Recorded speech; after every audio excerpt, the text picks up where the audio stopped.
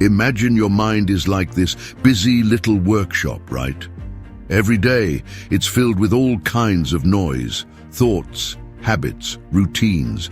It's as if, no matter what we set out to do, we're somehow pulled back to these same old patterns.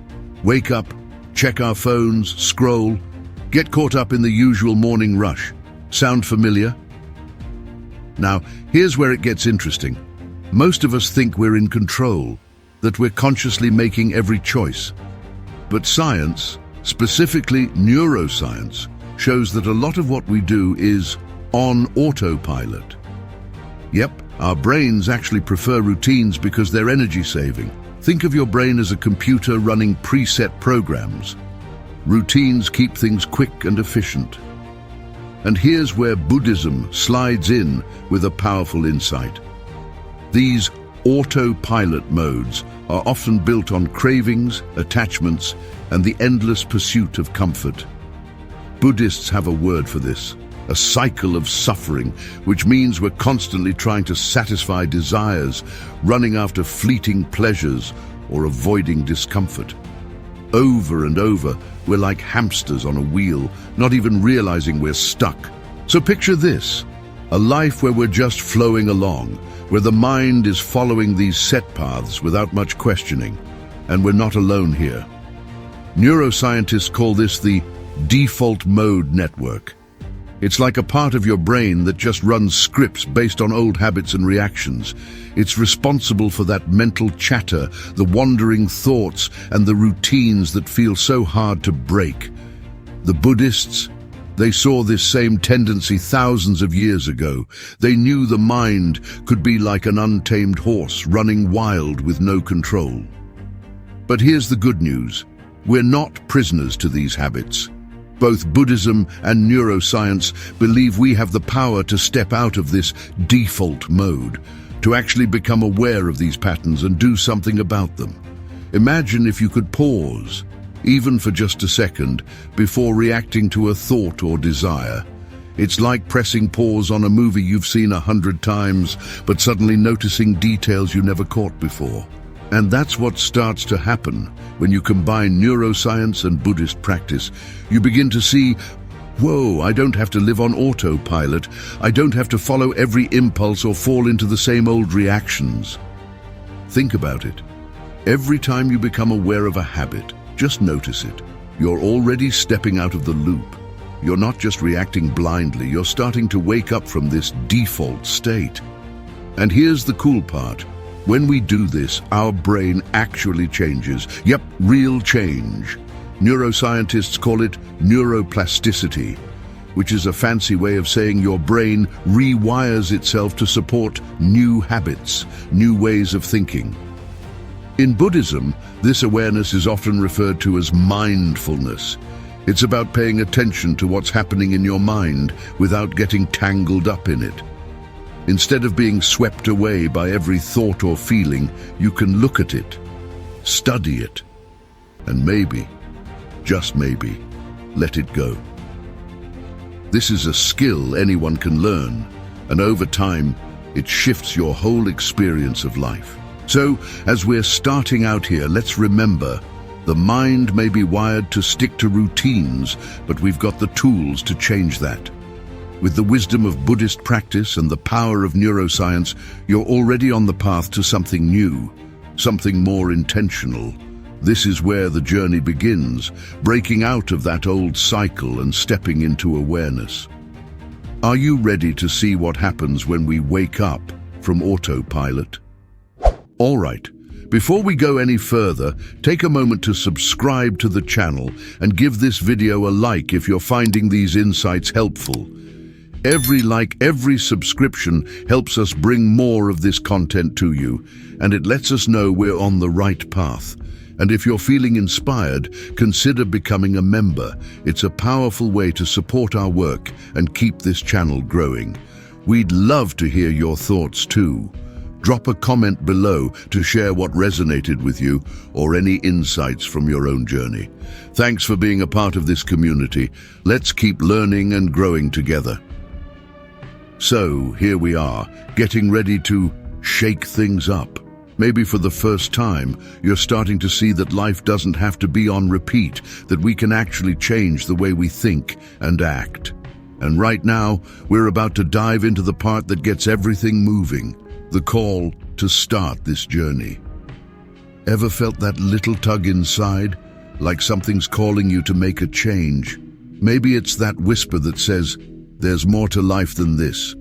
Or perhaps it's that feeling when you scroll through social media and you see people living their best lives, which makes you wonder, am I missing something? That's the call.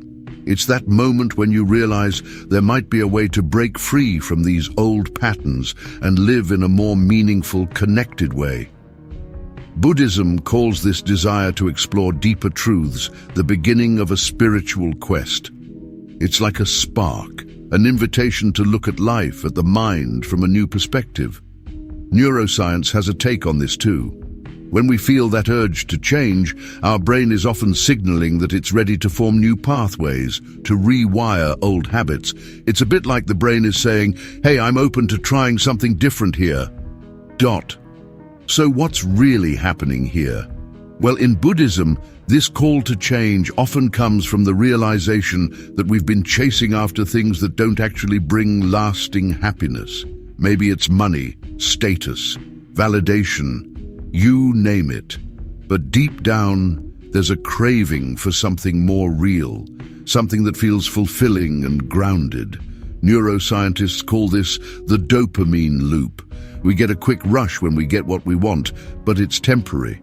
The brain just keeps chasing that high over and over, leaving us wanting more. Ever heard the phrase, chasing the carrot? That's what it is, really.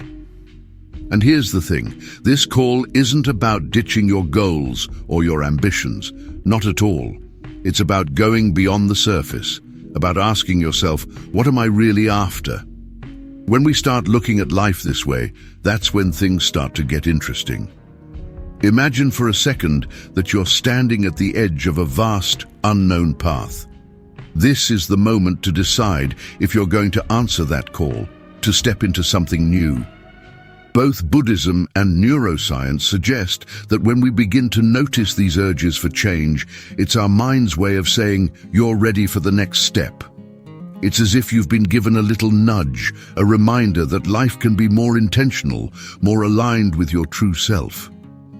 So, what do we do with this call? The first step is just being open to it. Recognize that feeling, that little pull towards something new, and see it as a sign that growth is possible. Think of it like planting a seed. It doesn't bloom right away, but with time and the right conditions, it will grow. Answering this call is about saying, okay, I'm willing to explore, I'm willing to learn. It's the beginning of a process that rewires not just our brain, but our entire way of seeing the world. And here's the best part, you don't have to do it alone. So, you've heard the call. Something inside you says, let's do this. But let's be real, even the best intentions can feel a bit daunting when you're just starting out. This is the part of the journey where assistance comes in, and lucky for us, we're not alone in this. We've got some powerful allies on our side, neuroscience and Buddhist wisdom. Imagine starting a big, unfamiliar adventure all by yourself. Pretty intimidating, right? But what if, just as you're getting ready to go, a wise teacher shows up? Someone who's been down the path before and can give you real tools to help. Think of neuroscience and Buddhism as those wise teachers, each offering unique, time-tested ways to support this journey. Let's start with neuroscience, our science guide. Neuroscience brings this huge advantage because it shows us how our brains work, right down to the circuits that control things like habits, emotions, and willpower. You know those moments when you really want to stick to a new habit, but end up falling back into old patterns? Neuroscience explains why. Your brain has habit loops that make it easier to repeat the same actions. But here's the magic. Once you understand these loops, you can start to rewire them. Scientists call this process neuroplasticity, and it's like giving your brain a chance to break free from its old scripts and try something new. Now let's bring in Buddhism, our spiritual guide. Thousands of years before modern science, Buddhist teachings understood the mind's patterns and the ways we get trapped in endless cycles of craving and dissatisfaction. Buddhism has this incredible concept called mindfulness. You've probably heard that word before, but let's break it down simply. Mindfulness is paying attention on purpose, seeing what's going on in your mind without judgment. When you practice mindfulness, you start to see those automatic reactions, those habit loops. Instead of getting caught up in them, you get a bit of distance, enough to start choosing your response. So here's how these two guides work together. Neuroscience gives us the why we fall into habits, why it's hard to change. Buddhism gives us the how to become aware of those habits, how to observe them with mindfulness, and ultimately, how to let them go. Let's look at an example.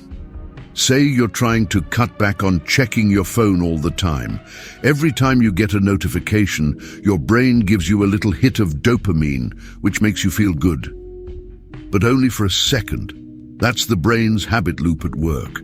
But when you bring mindfulness into the mix, you start noticing that urge without giving in to it. You feel the pull to check your phone, but instead of just reacting, you take a deep breath. You watch that urge, and maybe, just maybe, you let it pass. That's the space Buddhism talks about, the moment when you can choose how you respond. And here's the thing, it's okay if it feels hard at first. Neuroscience shows that every time you make that conscious choice, you're strengthening new pathways in your brain. It's like carving out a new path in a dense forest. At first, it's tough going, but with each step, the path becomes clearer. So here's where we're at. You've got the call to change, and now you've got these two powerful guides to help you along the way. One teaches you about the brain and why it does what it does. The other teaches you how to work with your mind, so you're not just reacting to every little urge. Together, they're like a dynamic duo, offering you both understanding and practical tools for real change. The journey might be challenging, but with guidance like this, you're already way better prepared than you might realize. And the next step? It's time to take that first big leap.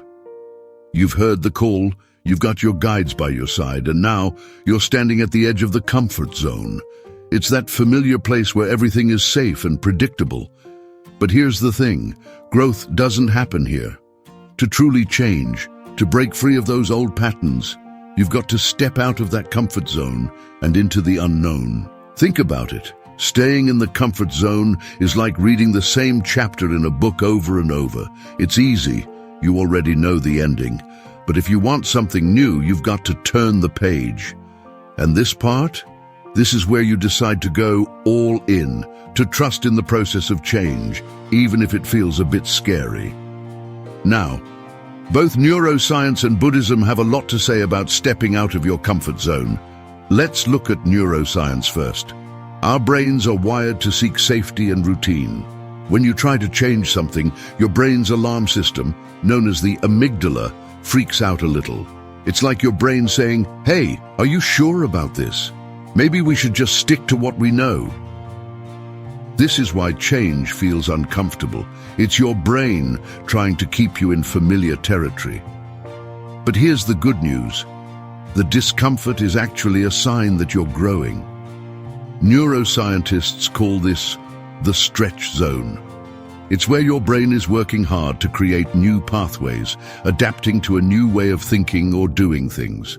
Every time you push yourself just a little bit further, you're strengthening those new connections. Now in Buddhism, this moment of departure, stepping out of comfort, is called letting go. It's a big part of the practice. The Buddha taught that clinging to comfort, to things staying the same, is one of the main reasons we get stuck. Imagine holding onto a rope with all your strength, even though it's burning your hands. Letting go isn't easy, it takes courage. But once you release that grip, there's a freedom that comes with it, a chance to see life in a fresh, open way. So, what does this look like in real life? Let's say you want to break the habit of self-doubt, that little voice that says, "I can't do this." Every time you push through that doubt, you're taking a step out of your comfort zone. Instead of listening to the doubt, try a Buddhist practice called non-identification. When that little voice shows up, don't fight it. Just notice it. Say to yourself, there's that doubt again, and then let it be. This simple act of not attaching to the doubt, of not letting it define you, is a form of letting go. And each time you do this, you're training your brain to see that self-doubt doesn't control you. It's just a passing thought. And here's something cool. Each time you step out of your comfort zone, each time you let go, you're building what neuroscience calls resilience. This means your brain is learning to handle discomfort, to face challenges without running back to the old familiar ways. In Buddhism, this resilience is called inner strength, and it's something that grows with practice. So, as we take this first big step, remember, it's okay to feel uncertain. It's normal to feel a little scared. That's the brain doing its job, trying to keep you safe. But with mindfulness, with the courage to let go of what's familiar, you're moving closer to that version of yourself that's free from old limitations. Now you're on the path, and soon you'll be ready to face the challenges that come with real transformation. You've stepped out of the comfort zone, and now you're in the wild, unpredictable part of the journey, facing the trials. This is where real growth happens, but it's also where things can get a little messy. Challenges start popping up left and right, testing your patience, willpower, and, let's be honest, sometimes even your sanity. Here's the thing. Every journey worth taking has its obstacles. It's like leveling up in a game. Each level gets a little harder, but you're also getting stronger and wiser. And these trials, they're actually part of the transformation, even if they feel like roadblocks. In Buddhism, this stage is all about facing the things that cause us to suffer. The cravings, attachments, and mental habits that keep pulling us back to our old ways. Buddhism teaches that these challenges aren't just annoyances, they're lessons that show us what's holding us down. Imagine you're carrying a heavy backpack on this journey, and every trial is a chance to take out something that's weighing you down. Now let's add a dose of neuroscience here. Our brains are wired to avoid discomfort, right? It's called the fight or flight response. So, when you're facing a challenge, whether it's sticking to a new habit, letting go of a negative thought, or resisting the pull of an old behavior, your brain might start sending out stress signals. It wants to go back to the comfort zone, to those easy, familiar routines. But here's the kicker. Each time you face a challenge without backing down, you're literally rewiring your brain. Neuroscientists call this strengthening new neural pathways. The more you resist the pull of old habits, the stronger the new pathways become, and over time, they start to become your new normal. So let's talk about a few trials you might encounter on this path. One of the big ones, distractions. You decide to focus, maybe even meditate for a few minutes, but your phone pings or a random thought pops up. Suddenly, your mind is off in a million directions. Neuroscience explains this as the brain seeking a quick hit of dopamine, the reward chemical. Every time you get distracted and switch tasks, your brain gets a little dopamine boost, so it actually starts craving these distractions. In Buddhism, these distractions are called monkey mind. It's like having a hyperactive little monkey bouncing around in your head, always looking for something new to grab onto. The trick here, mindfulness. When a distraction shows up, instead of jumping after it, just notice it. Label it like, "Oh, there's the urge to check my phone." This simple act of observing without acting is like giving that monkey a gentle pat and saying, "Not now."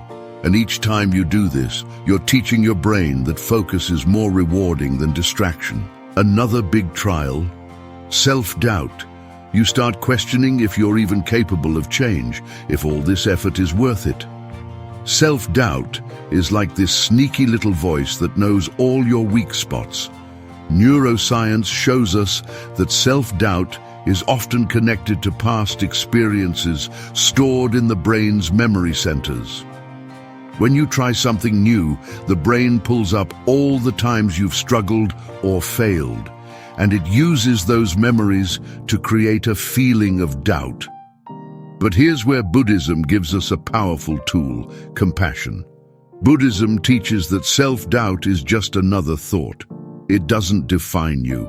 When self-doubt shows up, try meeting it with compassion instead of frustration. Instead of saying, "Why am I so bad at this?" try saying, "It's okay to feel uncertain. Growth takes time." This compassion actually reduces stress responses in the brain and helps you stay resilient. So here's the deal with these trials. They're not meant to break you, they're meant to shape you. Every time you face a distraction and choose focus, every time you feel self-doubt but keep going, you're building the mental muscles that make real transformation possible. And each little win, each time you overcome a challenge, you're sending a signal to your brain: this is who I am now. The road may be rocky here, but you're becoming someone stronger, more aware, and more connected to your true self. And guess what? You're getting ready for the next stage, the part where you learn new ways to face these challenges and find your inner strength. This is just the beginning of the transformation. All right, now we're moving into something powerful: the approach. This is where we get strategic about handling challenges.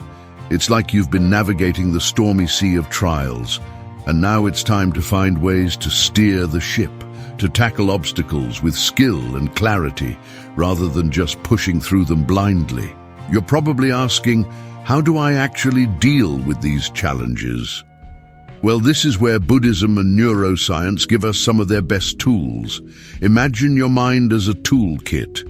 You're about to load it up with practical strategies that'll help you face challenges head-on, but in a way that's wise, intentional, and, most importantly, sustainable.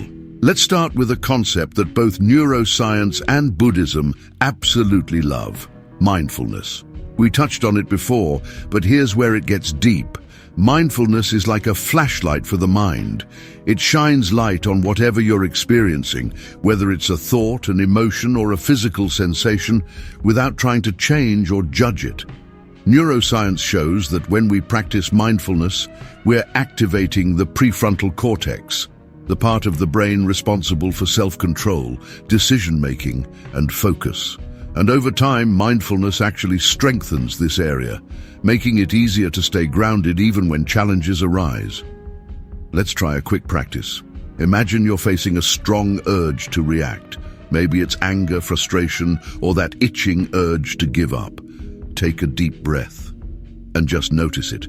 Say to yourself, "This is what anger feels like," or "This is what the urge to quit feels like." Don't push it away. Just watch it like you'd watch a cloud passing in the sky. This small act of observation is incredibly powerful. It takes you out of automatic reaction mode and puts you back in the driver's seat. You're teaching your brain that you decide how to respond, not your impulses. Now here's another technique that Buddhism calls non-attachment. This one's a game changer. Imagine you're holding a heavy rock labeled stress or fear or doubt.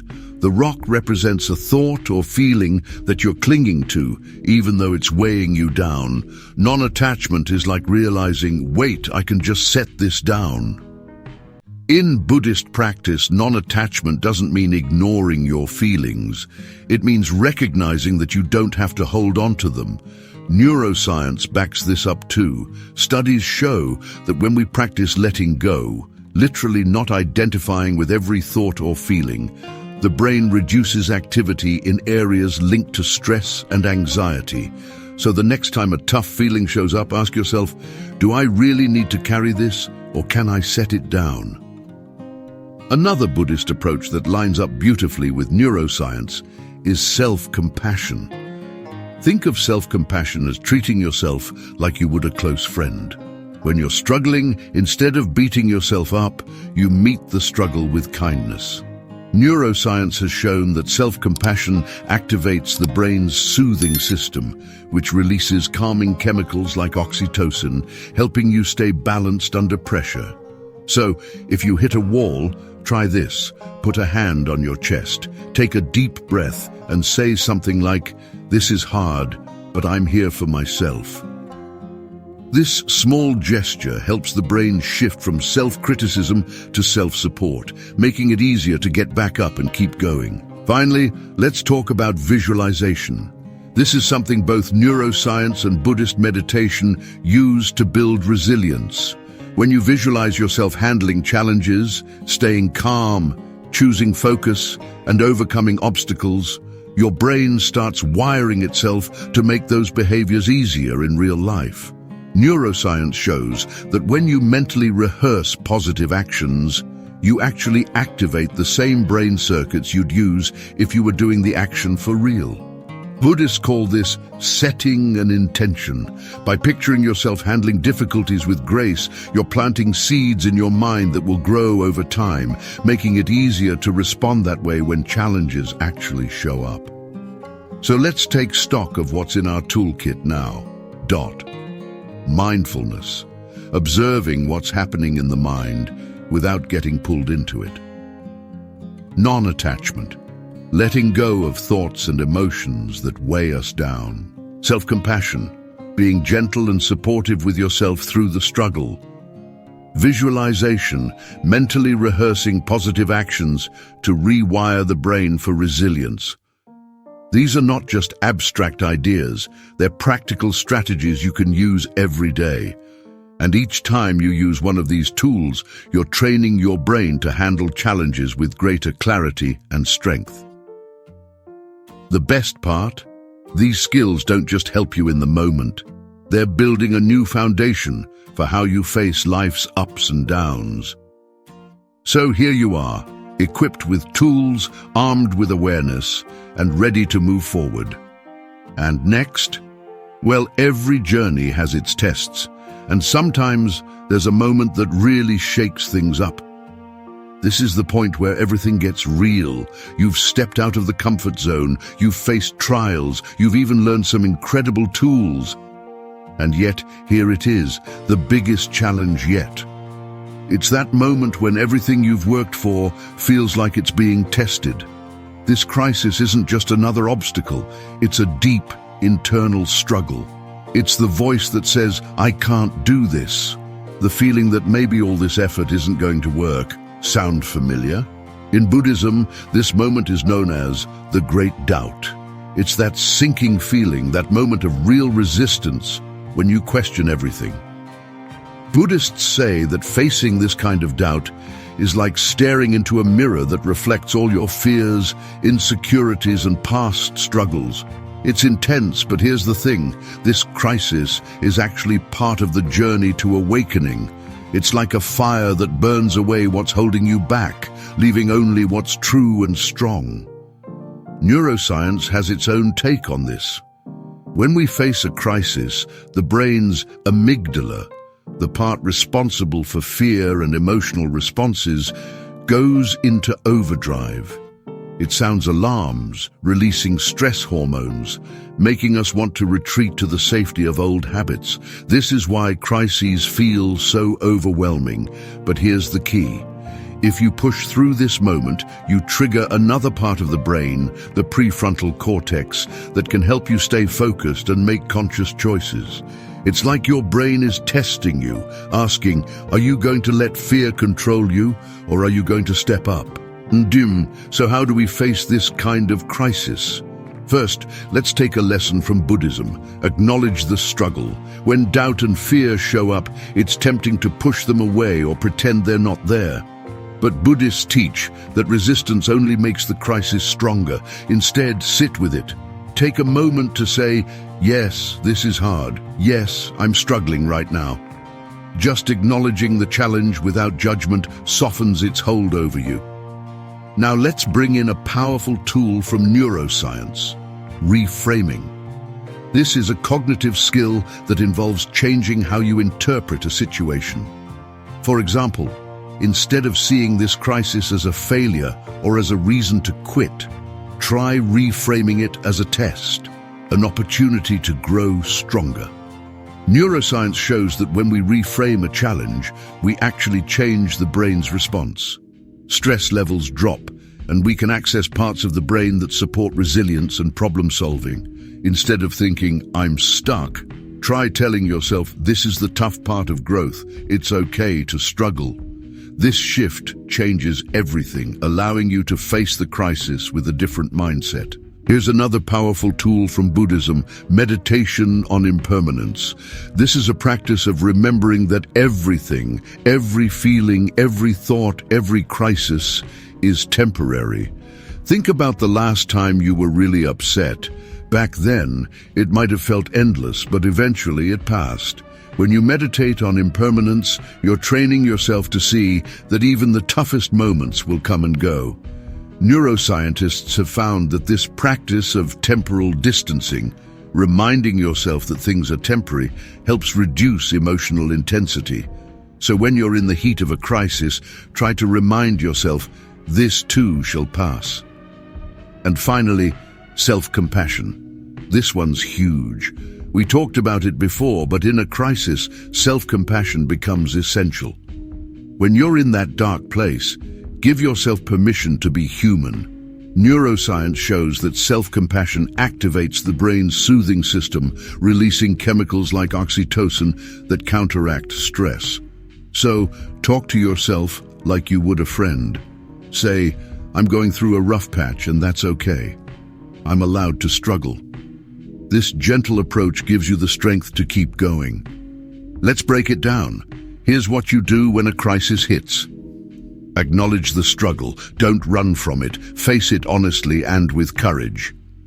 Reframe. See the crisis as a test, a chance to grow rather than a sign of failure. Meditate on impermanence. Remember, no feeling is permanent, not even the hardest ones. Practice self-compassion. Be kind to yourself, just as you would to someone you care about. This moment of crisis is tough, no doubt about it. But if you stay with it, if you face it using these tools, something incredible happens. This crisis becomes a turning point. You realize that you're stronger than your fears, that you're capable of facing the storm without being swept away. Buddhists call this realization awakening. It's a glimpse into your true potential, a moment of seeing past all the limits your mind puts in your way. So as hard as it is, remember that this crisis is part of the journey. It's the test that brings out your true resilience. And once you're through it, something amazing is waiting on the other side. You've faced the crisis, gone through the fire, and now there's something new, something precious that you've earned. This treasure isn't just a prize or some external reward. It's something deeper, an insight, a powerful understanding about yourself and the world. It's a breakthrough that shifts everything. You've faced doubt, fear, and those old mental patterns, and now you're standing on the other side with something priceless: self-knowledge. Buddhism describes this as awakening, a moment of clarity where you see past the illusions, cravings, and fears that used to define your life. Imagine suddenly realizing that the limits you thought were so solid, well, they're not as strong as they seemed. This treasure is a glimpse of freedom, the kind of freedom that doesn't rely on anything outside of you. It's like the chains you've been carrying start to fall away, and you see yourself maybe for the first time as you really are, strong, capable, and in control of your mind. Now let's bring in the neuroscience perspective. When you push through a crisis and come out the other side, your brain changes. That's the beauty of neuroplasticity. Every time you face a challenge and overcome it, your brain rewires itself, strengthening the pathways that support resilience, focus, and calm. Neuroscientists call this post-traumatic growth. It's the idea that difficult experiences don't just change us, they actually create new strengths and capacities. It's like your brain's way of saying, you've been tested, and now you're stronger. So what's the real treasure here? It's this new self-awareness, this ability to understand your mind and your responses. You've learned that just because a thought or feeling appears doesn't mean you have to believe it or act on it. Imagine the power of knowing deep down that you have the strength to pause, to choose, and to respond with clarity. It's like unlocking a superpower, the power of self-regulation, of mindful choice. Let's look at what this might feel like in daily life. Say you're in a situation that used to set you off. Maybe someone says something that would normally make you angry or defensive. But now, instead of reacting immediately, you pause. You recognize that old impulse, but you also see that you don't have to follow it. You take a breath, let the urge pass, and respond calmly. That's the treasure. It's this newfound ability to control your mind rather than letting it control you. This treasure is what Buddhists call inner peace. It's not about feeling happy all the time. It's about feeling steady, grounded, and unshakable no matter what's going on around you. Neuroscience calls this emotional resilience. The brain's capacity to handle stress without being overwhelmed by it. It's that calm, steady feeling of knowing that you can face whatever comes your way without losing yourself. And here's the incredible part. Once you've found this treasure, it's yours to keep. You've done the hard work, faced the inner battles, and now you're carrying this treasure within you. It's a new foundation, a new way of being. And while life will always throw challenges your way, you'll face them with a new sense of clarity and confidence because you know something now. You know yourself. So, as we stand here in this moment of realization, let's honor this treasure for what it really is. A new awareness, a new strength that transforms how you see yourself and the world. This treasure isn't the end. It's the beginning of a whole new way of living. And as we move forward, you're going to see the incredible impact this newfound clarity has on your life. This is where the changes you've gone through start to take shape in your everyday life. The treasure you've gained, this newfound self-awareness, resilience, and inner peace, begins to make itself known in real, practical ways. It's like everything around you starts to shift just a little, reflecting the transformation happening inside. Imagine waking up in the morning with a different kind of energy. Instead of feeling rushed or anxious, there's this calm clarity guiding you. You're no longer reacting to every little thing that comes your way. Those old habits and automatic responses that used to steer your day, they're starting to lose their grip. Now, you're responding, not reacting. Choosing your actions with intention, aligning them with what truly matters to you. In Buddhism, this stage is often seen as the ripening of wisdom. All the insights you've gained begin to bear fruit in your life. It's not about being perfect or free from challenges. It's about living with a sense of awareness and purpose. Neuroscience has a name for this too. It's called cognitive flexibility. This is the brain's ability to adapt, to move between thoughts and actions with ease, choosing responses that align with our goals and values rather than just old habits. When you have cognitive flexibility, you're not stuck in rigid patterns. You have the freedom to change, to grow, to live more consciously. Let's say, for example, you're in a situation at work where things get a little tense. Maybe there's a deadline, pressure is high, and normally you'd feel stress creeping in, making you tense and irritable. But now, instead of being overwhelmed, you take a pause. You remember your breath, you notice your thoughts, and instead of spiraling into stress, you center yourself. That pause might be just a second or two, but it changes everything. This is the result of all the inner work you've done, the ability to bring calm into chaos, to find clarity in confusion. And it's not just about handling stress. This new awareness starts showing up in how you connect with people. You might find yourself listening more deeply, really being present in conversations rather than letting your mind wander. When someone is upset, instead of reacting defensively, you feel this sense of compassion. You're able to see past surface emotions to the deeper layers, understanding that everyone has their own struggles and perspectives. This empathy isn't something forced, it's just there, like a natural outcome of the self-understanding you've gained. This stage is where the neuroscience concept of emotional regulation comes in. Emotional regulation is the brain's ability to manage emotions in a balanced way. So instead of being swept away by anger, fear, or anxiety, you feel those emotions, but don't let them control you. It's like a skillful surfer riding the waves instead of getting wiped out. You're no longer avoiding emotions or pretending they don't exist.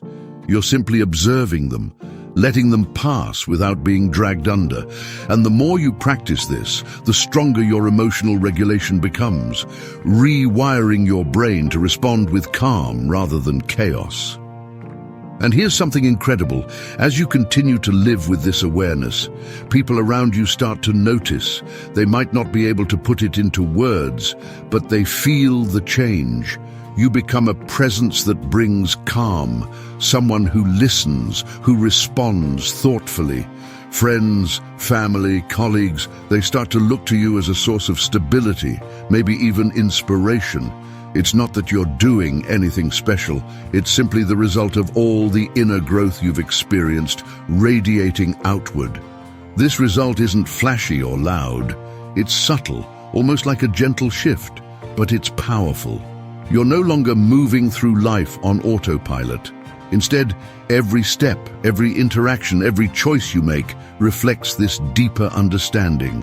You're in tune with your values, and that shows up in the way you live, work, and connect with others. So, here we are, standing in the result of your journey so far. Life feels a little brighter, a little more balanced, and maybe even a little more meaningful. You've begun to experience the power of aligning your actions with your true self, and this new way of being isn't just something you feel, it's something you live. But the journey doesn't end here. Next, it's time to take all of these insights and bring them fully into the world, into every part of your life. You're ready to return and integrate this new awareness in a way that changes not just you, but the world around you. You've been through the challenges, faced the doubts, and found that inner treasure.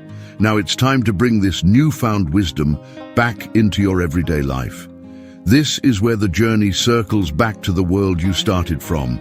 Only now, you're not the same person. The insights you've gained and the self-awareness you've built, these aren't just things you keep hidden inside.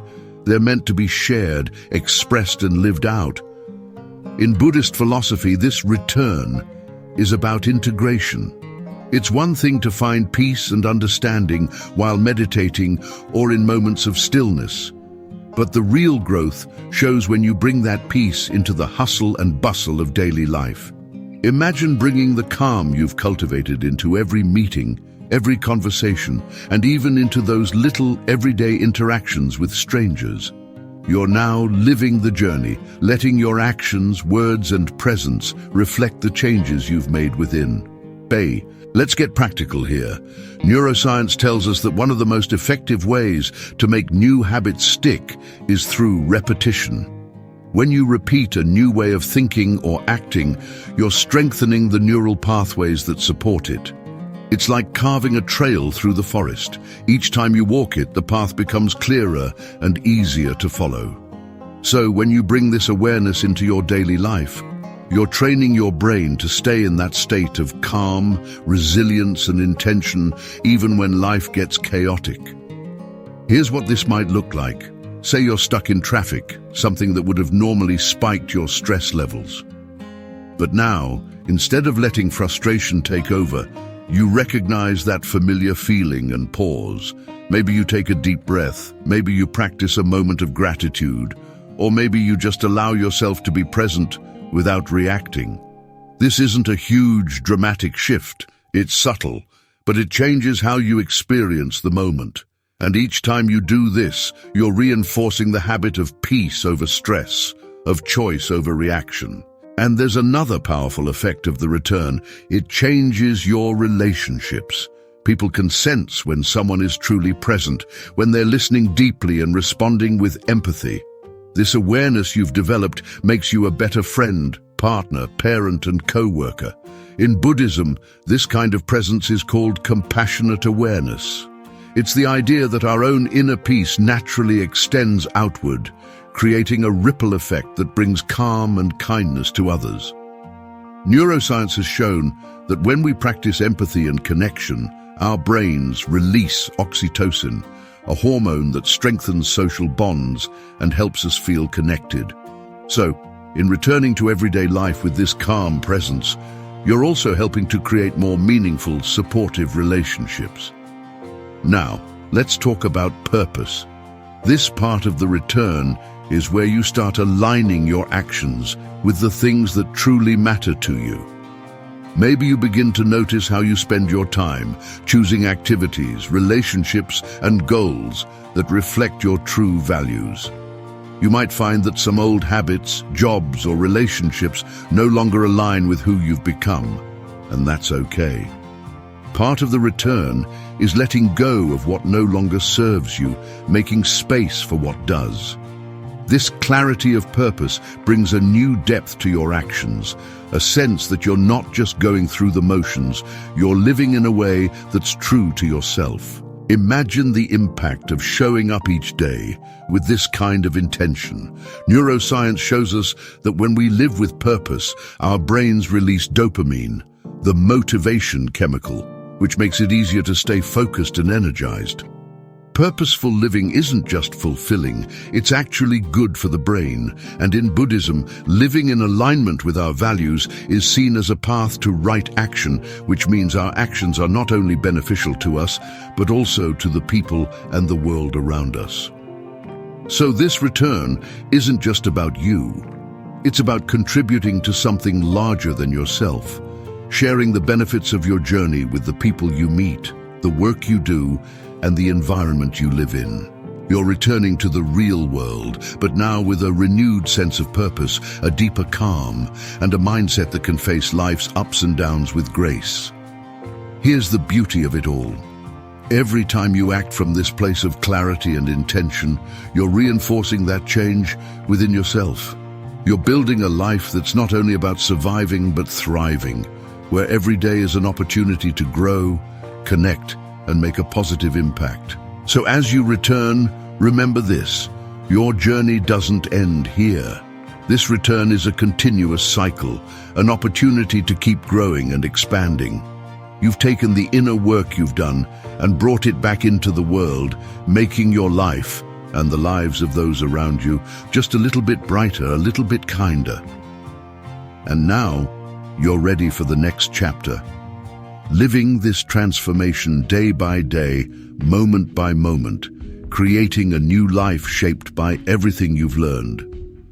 This is where everything comes together. You've faced the trials, discovered your inner treasure, and brought your insights back into the everyday world. Now it's time to fully live this transformation, to make this new awareness a natural part of who you are, guiding you in every choice, every challenge, and every relationship. Imagine this new life as a canvas, one that you're painting with the colors of intention, purpose, and peace. In Buddhism, this stage is often seen as embodying right livelihood and right intention. It's about aligning your actions with your deeper values and letting those values guide your way of living. Instead of feeling pulled in 1,000 directions by distractions, worries, or expectations, you're moving forward with clarity. Your actions aren't random or reactive, they're grounded in your true self. Let's talk about what this looks like day to day.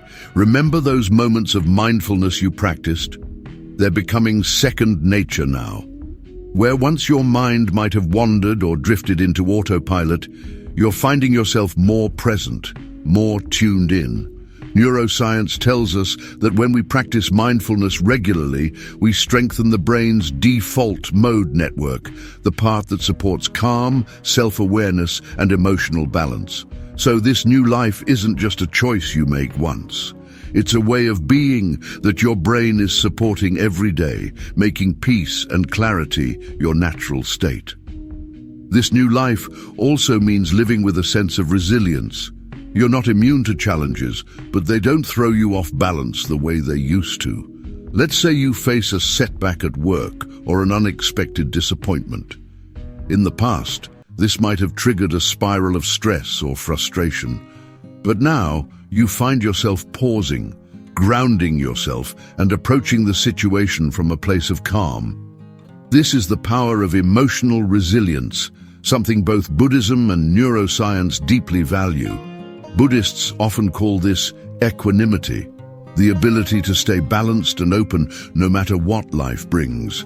Neuroscience calls it emotional regulation. Whatever you call it, it's a strength that lets you handle life's ups and downs without losing your center. And here's something else. You're more connected to the people around you. This isn't just about being present in conversations. It's about truly seeing people, understanding that everyone has their own struggles, dreams, and fears. Buddhism teaches that compassion flows naturally from an awakened mind. It's a kindness that isn't forced. It's just there. And neuroscientists have found that compassionate connections release oxytocin, the bonding hormone, which enhances our feelings of trust and empathy. So as you move through your new life, you're creating deeper, more meaningful relationships simply by being authentically present and kind. This new life is also a life of purpose. You start to notice how you're spending your time, choosing to focus on what aligns with your values and let go of what doesn't. Maybe there's a project you've been meaning to start, something that really excites you, but you've held back out of fear or doubt. Now, with this new awareness, you're ready to take that leap. Purposeful action, whether it's in your career, relationships, or creative pursuits, is incredibly rewarding, not just emotionally, but mentally. Neuroscience shows that when we engage in purposeful activities, we activate the brain's reward centers, releasing dopamine and reinforcing that sense of fulfillment and motivation. And here's a beautiful truth. As you live this new life, you're inspiring others without even trying. People see the calm, the presence, the kindness in you, and they feel uplifted. It's like a ripple effect. Just by being true to your journey, you're encouraging others to look within themselves, to find their own path to peace and clarity. In Buddhism, this is known as being a light for others. And you don't have to do anything special to make it happen. Your new life is the light. So, let's bring it all together. This new life isn't perfect. It's not about reaching some ultimate state of peace where nothing ever bothers you. It's about embracing every moment, every challenge, every joy with openness and grace. It's about knowing that life will have its ups and downs, but you have the tools, the strength, and the wisdom to handle them. You're living with intention, grounded in your true self, connected to others, and driven by a purpose that feels genuine. This is the gift of the journey, a life that's not only lived but fully experienced. You're no longer a passenger in your own story, you're an active participant, shaping each day with presence, compassion, and purpose. And from here, the journey continues, always unfolding, always offering new insights and experiences. This new life is just the beginning of a path that will keep deepening, bringing even greater peace and fulfillment as you go. This is your new life. Live it fully. You've traveled through challenges, discovered profound insights, and returned with a new awareness that's shaping your life. But now, it's time to reflect on everything you've learned and to see how Buddhism and neuroscience have guided you through this transformation. This reflection, this resolution, isn't just an ending, it's a chance to let these lessons sink deeper, creating a foundation for the life you'll continue to build. Let's start by looking at how this journey has changed the way you see yourself. In Buddhism, there's a powerful concept called self-awareness without attachment. It's the understanding that while we all have habits, thoughts, and emotions, we're not defined by them. Buddhism teaches that true wisdom lies in seeing beyond our mental patterns and realizing our potential for growth and peace. Through this journey, you've experienced this firsthand. Every step has been about noticing those old thought patterns, observing them, and letting go of what no longer serves you. You've seen that while the mind may still have its ups and downs, you now have the power to observe and guide it, rather than being swept away by it. And from a neuroscience perspective, this journey has literally reshaped your brain. Every time you practiced mindfulness, faced a challenge, or responded with intention rather than impulse, you strengthened neural pathways that support resilience, focus, and calm. Neuroscientists call this process experience-dependent plasticity. In simpler terms, it means that every experience, every moment of awareness, changes the brain. You've created a mind that's more adaptive, more capable of managing stress, and more aligned with your values. It's like you've been rewiring your own operating system, giving yourself the tools to live with clarity and peace. So what's the central takeaway here? In both Buddhism and neuroscience, the journey to self-awareness is a journey to freedom. Not freedom from challenges or emotions, but freedom from reacting to them. You've come to see that life isn't about avoiding difficulties or controlling every outcome. It's about learning to navigate those moments with grace, with a sense of inner calm, and with the awareness that you have choices in how you respond. This freedom, this ability to choose, is the essence of inner peace. Let's talk about the everyday impact of this journey. With each lesson you've absorbed, you're no longer living on autopilot. Instead, you're living in a state of mindful awareness, where each action, each word, and each decision reflects who you truly are. Buddhism often describes this as walking the path. It means that you're not just learning these ideas for the sake of learning them, you're living them. And each time you choose presence over distraction, compassion over judgment, and purpose over convenience, you're reaffirming that commitment to live in alignment with your true self. Now imagine how this resolution affects not just you, but the people around you. By embodying these insights, you're creating a ripple effect. People will sense the calm, the kindness, the depth of understanding in you, and it will encourage them to look within themselves as well. In Buddhist terms, you're becoming what's called a living example. Someone who inspires others just by being true to their own path. And neuroscience supports this too. Research shows that emotional states are contagious. Calmness and kindness spread, creating a more positive, supportive environment for everyone you interact with. So, as we bring this journey to a close, let's honor everything you've learned. Self-awareness. You've learned to observe your mind, to see your thoughts and emotions without being controlled by them. Mindful choice. You now know how to respond intentionally, to make choices that align with your true values and purpose. Emotional resilience. You've developed the ability to face challenges with calm, to navigate stress without losing yourself. Compassion and connection. You're bringing kindness and understanding into your relationships, creating deeper bonds and more meaningful connections. This resolution isn't a finish line, it's more like a springboard. You've taken these lessons and woven them into your daily life, creating a solid foundation for growth.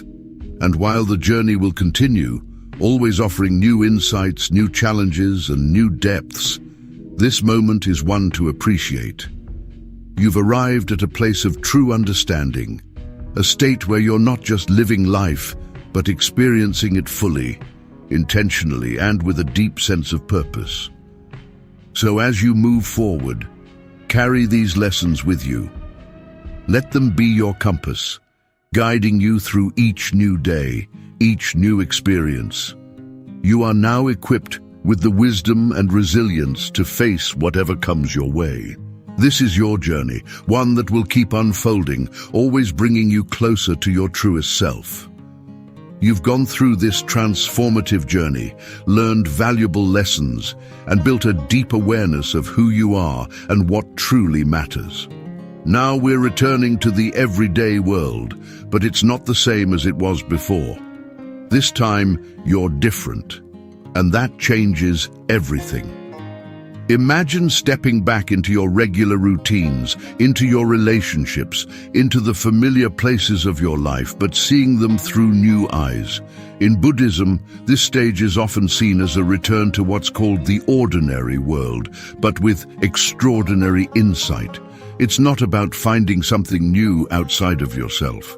It's about realizing the beauty and meaning in the world that's been around you all along. This is a return to the same life, but with a sense of mindfulness, depth, and gratitude that transforms every moment. Think of it like coming home, where once you may have felt restless, distracted, or even dissatisfied, there's now a sense of peace and contentment. You've learned that you don't need to constantly seek something out there to feel fulfilled. The awareness you've cultivated, the clarity you've gained, gives you the ability to find fulfillment right here, in the simplicity of daily life. Let's take a moment to reflect on how this plays out practically. You wake up, maybe the same time you always have, but now there's a sense of purpose in those first moments. Instead of immediately diving into the rush of the day, you take a moment to breathe, to connect with yourself, to set an intention for how you want to approach the day. Neuroscience tells us that even a few minutes of morning mindfulness can prime the brain for calm and focus, setting the tone for the entire day. This small practice becomes a grounding force, helping you to carry the peace of your journey into everything you do. In your interactions with others, you're also seeing a shift. Where there might have been frustration or impatience, you now find understanding and patience. You've learned through your journey that everyone is dealing with their own challenges, their own struggles. This understanding naturally creates a sense of compassion, a willingness to listen and connect without judgment.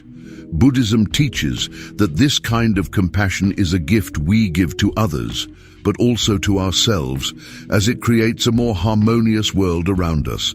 And neuroscience backs this up. Compassionate interactions release feel-good hormones like oxytocin, strengthening your social bonds and bringing a sense of joy and satisfaction to your relationships. And then there's the way you approach challenges. Life will always bring its ups and downs. That hasn't changed.